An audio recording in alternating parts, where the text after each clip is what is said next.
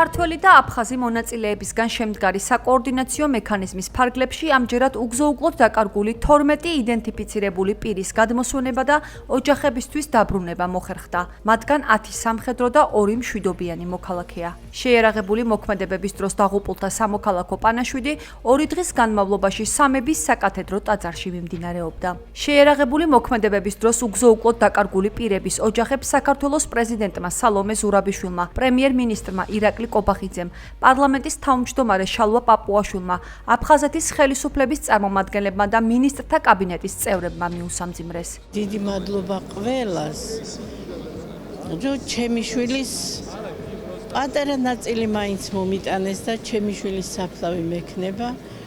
მივალ და ჩემთვის ვიტირე, ბულს მოვიოხებ. მერც ვეხვეწობოდი სანამ ცოცხალი ვარ, მანამ რომ ჩამოასვენო, რომ პატივი მივაგო. მე ცავარ ონკოლოგიური ავადმყოფი ვარ და ძალიან მიჭირს აქეთ ამდენი ოჯახის წევრები. 5 მებრძოლი დიღმის ძმათა სასაფლაოზე სამხედრო პატივით დაკრძალეს.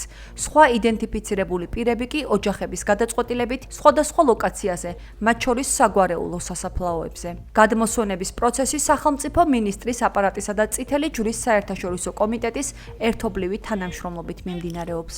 საქართველოში 90-იანი წლების შეიარაღებული მოქმედებების და 2008 წლის რუსეთ-საქართველოს ომის შედეგად უგზო-უკლოდ დაკარგულთა მოძიების სახელმწიფო პროგრამა გრძელდება მთავრობის კიდევ უფრო გაძლიერებული ძალისხმევით და წითელი ჯვრის საერთაშორისო კომიტეტის მხარდაჭერით, რომლის ფარგლებში გასულ წლის განმავლობაში უკვე გაზრდილი დინამიკის გათვალისწინებით ჩვენ გვაქვს მოლოდინი წელსაც, რომ უფრო მეტ ოჯახს დაუბრუნოთ პასუხს მათი გაუჩინარებული ახლობის ხვედრის თაობაზე. ჩვენი ხელისუფლების უმთავრესი მიზანი კი არის, რომ განვამტკიცოთ მშვიდობა და მხოლოდ მშვიდობიანი გზით მივაღწიოთ კონფლიქტის მოგვარების ჩვენს ეროვნულ მიზნებს, რათა არასდროს განმეორდეს ჩვენს ქვეყანაში მსგავსი ტრაგედია.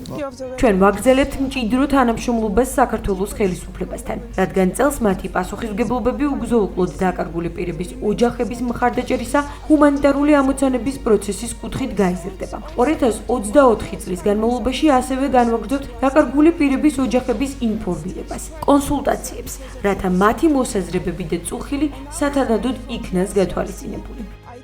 გადმოსვენებული იქნა 12 ნეშტი, აქედან 5 დევდილი აღმოჩნდა და რაც არის კარგი კი ის არის, რომ ოჯახები 30 წელი როდება თავიანთ მიცვალებულების გადმოსვენებას და მადლი არის, რომ გადმოასვენეს ჩვენი მეომრები და მინდა მიუსამძიმრო ყველა ოჯახს.